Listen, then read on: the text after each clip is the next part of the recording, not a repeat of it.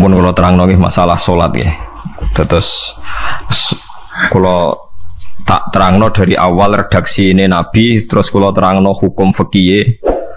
Badhe niku nembe kula terangno ilmu filosofi ne salat. Ngendikane Kanjeng Nabi Muhammad sallallahu alaihi wasallam niku teng hadis sahih mutawatir niku as-sholatu khairun maudhu'un fa aktsir aw aqillah. Kula balen balik. As-sholatu khairun maudhu'un fa aktsir aw aqillah. Jadi salat itu kebaikan yang sudah bawaannya dulu. Jadi sudah bawaannya salat itu kebaikan. Maudhu itu sesuatu sing asli. Pokoknya salat itu mesti apike. Sebab niku ngendikane Nabi cek kowe ngekeh-ngekehno jumlahe salat, cek jumlahe napa sih? Dalam konteks artinya salat fardu karuan nggih, kaifiyahe karuan, aturane karuan. Terus salat niku wonten disebut an-naflul mutlak atau sunat mutlaqah. An-naflul mutlak atau sunat mutlaqah itu pantangannya hanya 3, enggak boleh ba'da subuh hatta tatlu asyamsu nggih sampai srengenge napa meledak. Gak oleh pas waktu zawal. Nggih niku antarane mriki pinten nak dhuwur nggih 12:05 menit nggih. Wis pokoke meh dhuwur niku mboten angsal. Niku jenenge wektu napa? Zawal. Terus nomor 3 ba'da asar nganti napa? Surupe napa? Srengenge. Larangan 3 salat ini bisa dibatalkan kalau ada sebab yang mukorin. Misalnya bar ngasar kok ana wong mati. Berarti kita angsal salat napa? Jenazah. Utawa kowe bar subuh mlebu masjid terus dhe wudu. Niku ana ulama sing darani tetep salat tahiyat napa? Masjid. Mergo sebabe nggih dukhulul masjid. Jadi hanya ada pantangan niku wau. Niki rungokno tenan nggih. Nah terus yang menjadi kontroversi mulai zaman ulama ngantos samangke itu kaifiyah kados traweh. Wis ora usah tersinggung niki ilmu. Teng riwayat-riwayat Bukhari Muslim Nabi nu nak witir itu 9 rakaat. Lam yakut minhunna fi akhirihinna illa wahidan.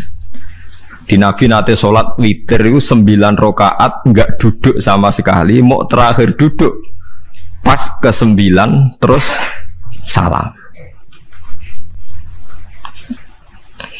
Nah, sebagian riwayat Nabi memotong sholat itu sholatul laili masna berarti 2 8 terus 1 witir. Ini rungono tenan. Sehingga ketika ada sholat traweh yang 4 rakaat tanpa tasyahud, sebetulnya secara fikih pasti kita sepakat sah. Karena kalau 4 rakaat tanpa tasyahud pertama, kenapa kita katakan sah? Karena Nabi malah pinten songo luwih seru to. Mboten iki karena menjadi kontroversi. Nah, dan tidak satu pun ulama di dunia yang mengatakan tasyahud awal itu wajib. Sampean yakin tasyahud awal wajib apa sunat? Sunat. Artinya khasnya hukum sunat itu gimana? Kalau ditinggalkan tidak batal. Berarti misalnya ono tarawih 4 rakaat berturut-turut, berarti tidak ada masalah karena yang ditinggal artinya tasyahud awal yang kita yakin itu hanya sunat. Tapi dasar ra cocok itu didadekno masalah kan. Dalile apa ya? Dalile ra cocok. Lah sing darani masalah padahal darani tasyahud awal iku sunat. Kowe salat zuhur tasyahud awal sunat atau wajib? Sunat. Nak sunat tuh khas ya, ditinggal batal lho ora. Mboten. Tapi nak sing ra cocok ya batal. Hukum ora cocok ra cocok. Mboten iki kula terangno. Nah, traweh itu yang kontroversi ini teng kitab Majmu' karangan Imam Nawawi. Ya akal-akalane tiang-tiang niku. Kula nganti sakniki kan mboten nate ngimami, tapi nggih tak kandhani imam. Supaya ke niat ngakali pangeran, tapi pangeran bakali ya ora kena. Ngeten, ini dawuh Imam Syafi'i. Traweh itu kalau terakhir kan pinten? 3 rakaat ya. Kan 2 rakaat dulu. Lalu pas 2 rakaat itu pas witir, yang witir kok traweh. Yang terakhir witir 3 rakaat itu 2 rakaat sampai niate witir nopo-nopo. Witir. Setelah 2 rakaat sampean salam ndak? Salam. Itu menjadi sholat teraneh di dunia. Karena kue muni witir tapi jumlahnya 2. Nah, itu sholat teraneh napa di dunia. Terus sampean muni ngene, mboten Gus maksud kula niku Telu tapi lurus sih. Berarti kayak kudu nerangno pangeran, kudu kamu pangeran kayak penjelasan. Gusti ini dua sementara loh, nanti ada.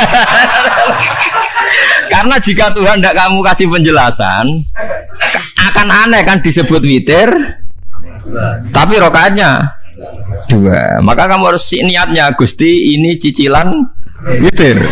Nah, sehingga jangan kira engkau dua, tapi ini nanti tiga. Nah, itu makanya setiap bilalnya atau matinya kan solu sunnatan rokataini minal witri. Jadi diumumkan sholatlah 2 rakaat, tapi yang satu paket dengan cicilan witir lah. Itu lucu kan? Karena Anda sekali bilang itu witir, berarti Anda bohong kan? Nyatanya 2 rakaat. Tapi kritiknya Imam Syafi'i ini kan lucu. Imam Syafi'i yang imam kita tuh mengkritik itu sholat aneh kalau begitu.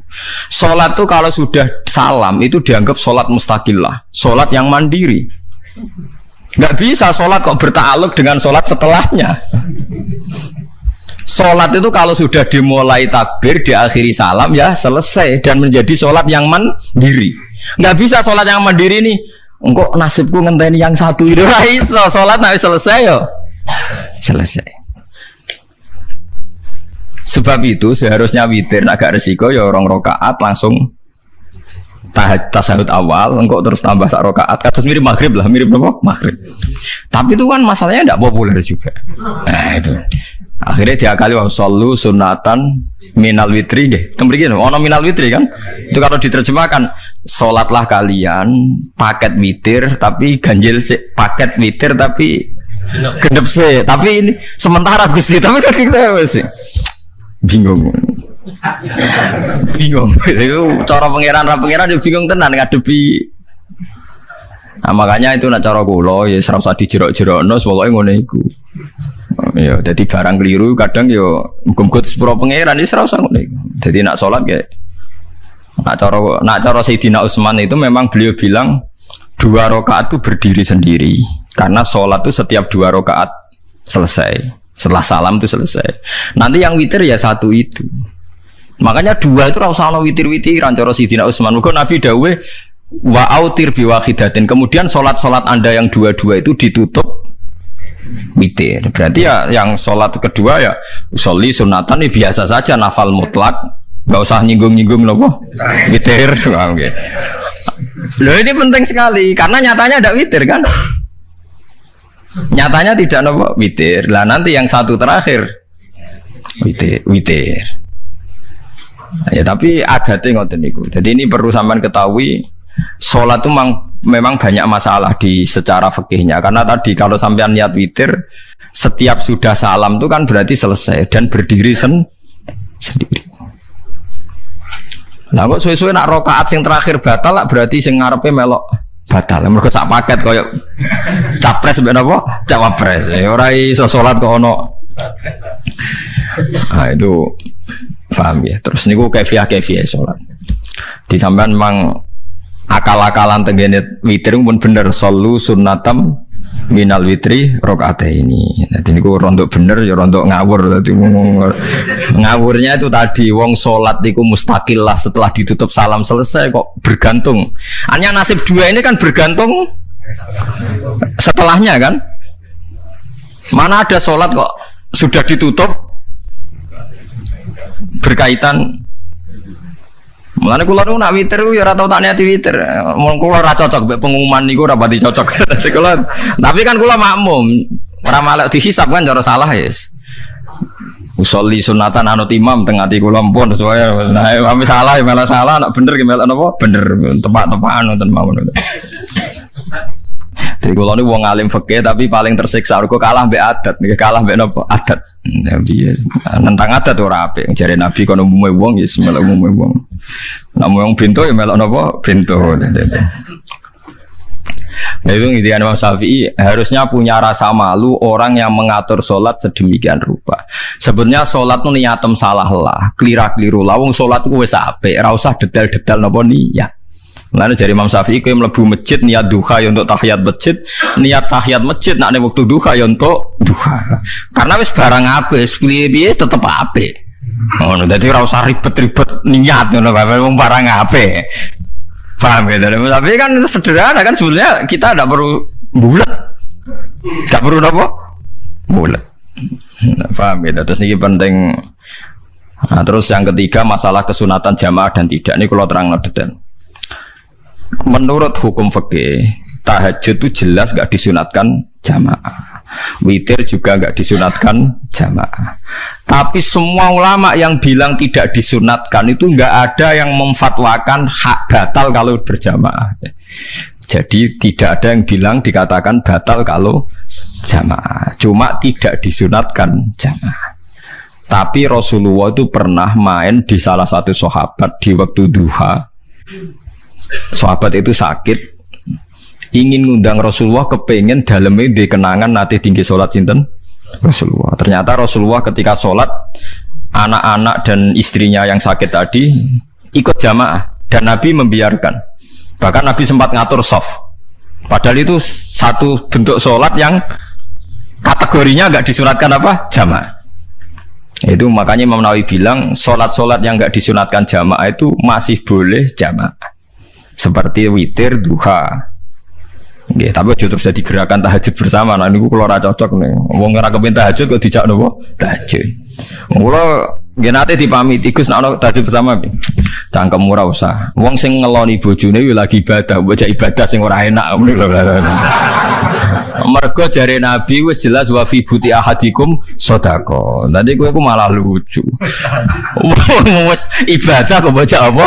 Ibadah. Jadi sing ngeloni, lho ngeloni ra kudu ngeloni bojo, ngeloni anak iku ya napa? Ibadah. Takokno ruhen. Nak ngeloni bojo gak di masa depan ngeloni apa? Anak. Ngeloni anak nggih napa? Ibadah. Ning omah njaga anak bojo timbang dhewean nggih napa? Ibadah. Mulane kula nu rapati cocok nek ana tahajud bersama oleh tapi aja dadi gerakan. Nek sing pun nglampahi nggih monggo, sing umate seneng nggih monggo, itu tetap baik. Tapi baiknya bergantung sejauh mana ini tidak dimasalkan. Sekali dimasalkan tetap tidak napa baik. Karena nanti punya akibat yang sedang baik diajak baik yang lain, dari baik nikmat menjadi baik gremeng itulah itu perkara kan. Hanya orang kan sepakat kan nak ngumpuli bojo ibadah, kabeh ulama sepakat kan. Dan itu penggemarnya banyak. Terus dijak ibadah yang penggemarnya sedikit. Dasar imamnya ra cocok. Lah itu kan resiko agama dikomentari kan tinggi. Makanya tidak usah dimasalkan. Sing kelon ya keben, sing turu gitu apa? Keben karena turu ya ibadah kan. Turu niku mari ra maksiat. Wong zina mergo ora turu. Wong maling mergo ora turu.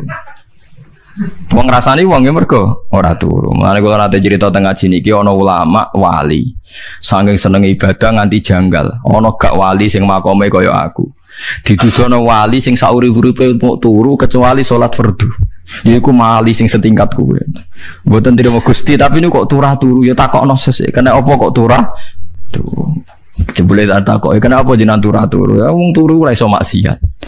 Tapi nak kowe poso tahajud jenenge wong melek tepatine nduk ndi-ndi tetep paling selamat iku apa turu. Akhirnya ngakoni dene jebule alim kowe lah ya dadi turu iku iso dadi wali. Ke wong turu ora ngarah zina, ora ngarah maling, ora ngarah ngrasani wong. Dadi mulane akeh wali sing berangkat saka napa turu. Mulane Ashabul Kahfi ku wali sing kramate ku turu suwi. Mergo turu ku nak tepak. Niku iso dadi napa? Wali. Mulane kenapa kramate Ashabul Kahfi napa? Turu. Tapi aja tiru. Iki cerita ilmu, dari ilmu ora kudu mbok setujoni niki ilmu. Difaham ya terus. Kula piyambak pribadi belum pernah tahajud jamaah sama istri saya. Kula piyambak jarang tahajud. Tapi memang saya beritahu kalau sholat-sholat yang kesunatannya itu tidak jamaah, sebaiknya jangan dipaksakan jamaah. Karena kadang fadilahnya disirron. Kalau balik ini malah seperti sodakoh. Kalau zakat wajib itu sebaiknya diumumkan supaya orang tahu bahwa dia sudah melakukan kewajiban. Tapi kalau zakat tidak wajib sebaiknya sirron, sebaiknya rahasia. Begitu guys sholat jamaah itu kenapa baik di sholat fardu? Karena kalau yang tidak jamaah kan dikira dia tidak sholat. Makanya kesunatannya sholat fardu namun jamaah. Tapi selalu potensi riya, sum'ah, pamer itu ada sehingga ada sholat-sholat yang dari awal didesain supaya tidak kelihatan orang. Yaitu sholat nggak usah berjamaah. Plus baik di rumah.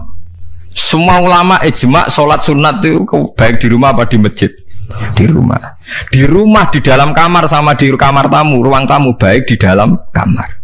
Bahkan Nabi nyebut sholat fiko ibaitiha di kamar paling dalam. Nah, bagaimana mungkin sholat yang sudah didesain siron begini, misalnya kayak tahajud, disunatno bengi-bengi ben ra wong roh, disunatno ning jero kamar ben wong ra roh. Jebule jamaah kan jadi aneh kan. Tapi kan tentang ya goblok, barang apa kok mbok tentang. Ya tapi kowe tenanan ya goblok kok ora sunah Nabi iki, Bang. Mulane yang ora takok itu yang jenengan takok kok ngubang bun. Makanya aku wong alim dadi bingung. Bingungnya iku mergo akeh ilmune ora kok koyo bingungem. Ya tapi sing jelas peminat ibadah kelon itu lebih banyak. Ini mau sing mesti ini. Karena Anda harus sepakat kan kelon itu apa? Ibadah. Kita sepakat kan. Dan itu peminatnya banyak. Itu sekali ada pengganggu pasti dikomentari tidak baik. Padahal pengganggu nih ngajak tahajud. Itu akhirnya kan tahajud jadi korban dikomentari gara-gara penggang. Nah itu yang saya tidak senang. Dieling-eling.